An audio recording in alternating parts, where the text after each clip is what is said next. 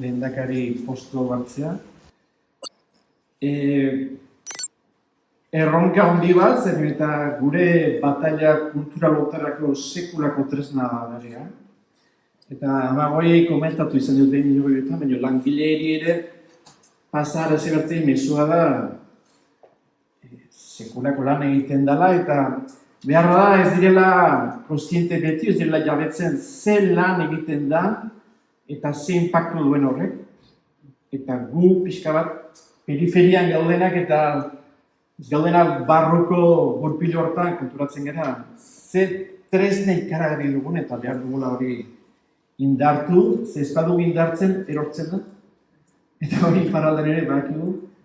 Espaldi bada garatzen erortzen gara.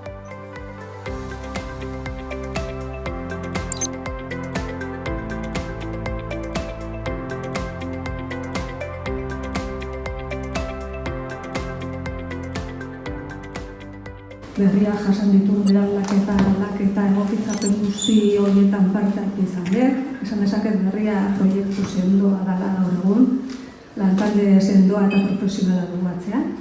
Beraiekin partekatuko dut orain hartzen duan ardura hau, ilusioz, ikasteko jarrerarekin, berriaren alde egiteko gogo handiarekin.